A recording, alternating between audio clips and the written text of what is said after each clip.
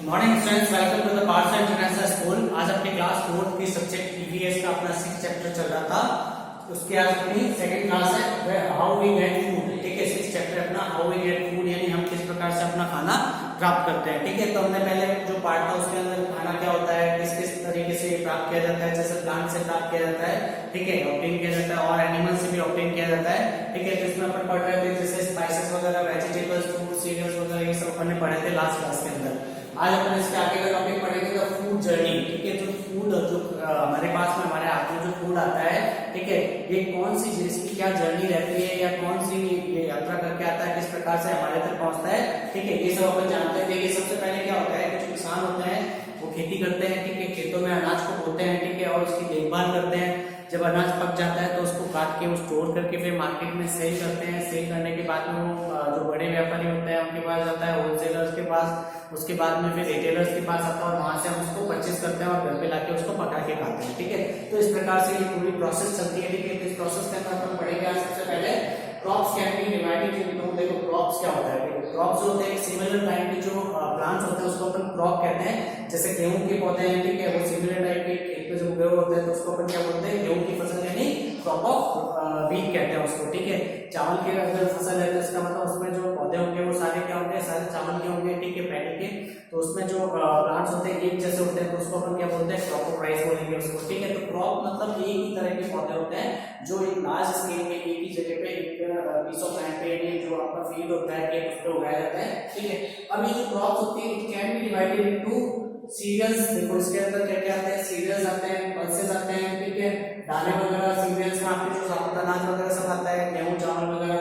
ठीक है, पल्सेस में दाने वगैरह सारे आते हैं, फ्रूट्स है, वेजिटेबल्स है और स्पाइसेस है, मसाले ये सब आते हैं। ठीक है, अब इसके अंदर क्या होता है, जो आपके सीरियल्स और पल्सेस होते हैं ये आपके मेजर ग्रेन क्रॉप्स होती हैं। ठीक है, इन्हीं चीज को अपन अनाज बोलते हैं। ठीक है, दानेदार जो होते हैं वो मेनली क्या होते हैं, सीरियल्स और पल्सेस ही होती हैं। ठीक है, तो दालें और ये सारी एक से आप आटा बनाते हैं और एक से जो दालें हैं वो मेनली आपकी सब्जी के रूप में काफी ज्यादा काम में आती है, प्रोटीन का अच्छा सोर्स होती है, ये चीज है। उसके बाद में देखिए फील्ड के अंदर क्या होता है, किसान जब अपना खेत होता है, ठीक है, तो अपनी शुरुआत जो करता है वो प्रिपरेशन ऑफ सॉइल के साथ में करता है कि किस प्रकार से वो खेती करता है। तो उसकी सारी खेती की जितनी भी सीक्वेंस होती है, ठीक है, वो आपकी किसके अंदर आती है, जो भी क्रॉप प्रोसेस होती है उसके अंदर। ठीक है, तो इसमें आपकी देखिए प्रोसेस ऑफ ग्रोइंग क्रॉप जो होती है, फसल जो आप कैसे उगाते हैं इसकी पूरी प्रोसेस होती है। ठीक है, इसके अंदर मेन जो पॉइंट्स होते हैं वो क्या होते हैं, जैसे प्रिपेयरिंग द फील्ड सबसे पहले आता है। सबसे पहले किसान क्या करता है, अपना जो खेत होता है उसको प्रिपेयर करता है, तैयार करता है, यानी जो मिट्टी होती है उसकी टिलिंग करता है। ठीक है, वो किसकी हेल्प से, और फरोज बनाता है उसके अंदर। ठीक है, और ये टिलिंग को किसकी हेल्प से करता है, हल की मदद से, इसको प्लो कहते हैं। ठीक है, और प्रोसेस को प्लोइंग कहा जाता है। ठीक है, पहले के टाइम में जो है ये प्लोइंग जो है वो एक पेयर ऑफ ऑक्सन होती थी, बैलों की जोड़ी से करवाई जाती थी। ठीक है, इसमें प्लो जो होता था वो बैलों के ऊपर ऐसे रख के, और जो भारी होता था उसका एक सिरा, ठीक है, जो नुकीला वो उसको पीछे छोड़ देते थे, वो अपनी भार की वजह से जमीन के अंदर से कूदते हुए चलता था और इस प्रकार से फरोज बनते थे। ठीक है, मगर ये काफी मतलब लेबर ओरिएंटेड वर्क है, टाइम कंज्यूमिंग भी है। ठीक है, अब आजकल के टाइम में क्या हो रहा है कि जो ट्रैक्टर होते हैं, ट्रैक्टर के पीछे कल्टीवेटर लगे होते हैं, उसकी मदद से काम किया जाता है। ठीक है, तो इसमें आपको क्या लिखना है, प्रोसेस के अंदर farmers prepare the field. Farmer field को प्रिपेयर करते हैं किससे, by ploughing the soil. Soil को प्लो करके, पहले प्लो से होता था हल से, और आजकल का जो टाइम है वो किससे होता है, ये ट्रैक्टर ड्रिवन हो गया है। ठीक है, उसके बाद में आपका सेकंड जो पॉइंट इसके अंदर आता है सोइंग सीड्स। सोइंग सीड्स का मतलब होता है कि किस प्रकार से आप जो है बीज को बोते हैं। ठीक है, इसको बोलते हैं बोइंग। ठीक है, बीज की बोइंग होती है ये। इसमें क्या होता है, स्प्रेडिंग सीड्स इन फरोज। जो फरोज बनी होती है उनके अंदर सीड्स जो होते हैं उनको स्प्रेड किया जाता है।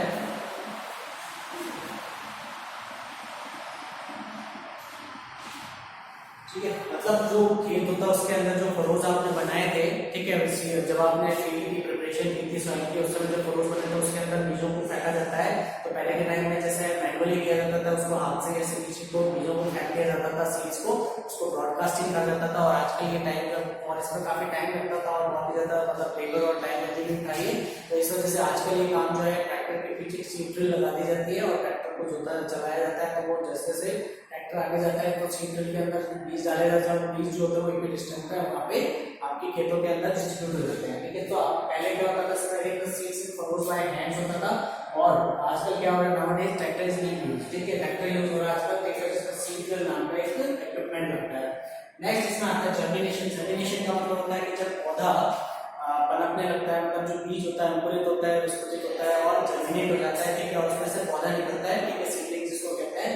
तो वो जो कंडीशन होती है, जर्मिनेशन कंडीशन होती है after 2 to 3 weeks seed germinate, यानी जो आपने बीज बो दिया वो जो मिट्टी होती है उसकी नमी धूप वगैरह जो उसको मिलता है, ठीक है, प्राकृतिक चीजें जो उसको चाहिए होती है, उसके बाद में वो क्या होता है, जर्मिनेट होता है, ठीक है, और उसमें से पौधे जो है वो निकलने चालू होते हैं, ठीक है। ये 2 से 3 हफ्ते बाद में होता है। उसके बाद में आपको इरिगेशन करना होता है। इरिगेशन का मतलब होता है सिंचाई, यानी जो आपका खेत होता है वहां पे आपको पानी देना होता है ताकि जो आपकी फसल है वो अच्छे से उग सके, ठीक है। यानी फार्मर इरिगेट्स द सीड्स, ठीक है, सीड्स जो होते हैं बीजों को लगातार वो इरिगेट करते हैं regularly to help plants to grow well, ठीक है, ताकि आपके जो प्लांट्स होते हैं वो अच्छी तरीके से ग्रो कर पाए, ठीक है। नेक्स्ट इसके बाद जो है वो आता है आपका मैच्योरिंग वाला पार्ट, यानी इसमें क्या होता है कि जो सीड्स थे, ठीक है, वो आपके जर्मिनेट होने के बाद में पौधे बन गए थे। अब ये पौधे धीरे धीरे बड़े होंगे, ठीक है, और एक स्टेज ऐसी आ जाएगी जब वो क्या हो जाएंगे, मैच्योर हो जाएंगे, परिपक्व हो जाएंगे और अब they are ready to be cut, ठीक है। अब इनको आप आसानी से काट सकते हो, ठीक है।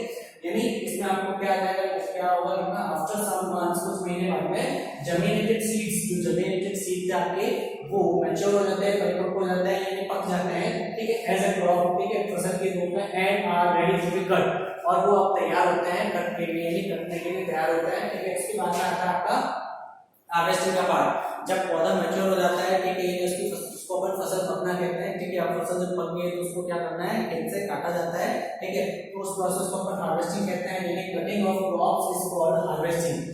फसल की जो कटाई होती है उसको अपन हार्वेस्टिंग कहते हैं, ठीक है। ये अगर मान लो हैंड से की जाती है, ठीक है, मैनुअली की जाती है, तो एक सिकल नाम का जिसको अपन हंसिया कहते हैं उस इक्विपमेंट से किया जाता है। उसको छोटा सा टूल होता है, ठीक है, उसको किया जाता है, ट्रेडिशनली ये यूज में आता था, ठीक है। मगर आजकल के टाइम में हार्वेस्टर नामक एक मशीन आती है, ठीक है, जो इस काम को करने के लिए काम में ली जाती है, ठीक है। तो आज की क्लास में अपन एक 6 पॉइंट तक हार्वेस्टिंग तक का एक पॉइंट पढ़ते हैं। नेक्स्ट क्लास में इसके आगे की जो भी इसके सीक्वेंस में जो प्रोसेस आ रही है, ठीक है, वो अपन देखेंगे।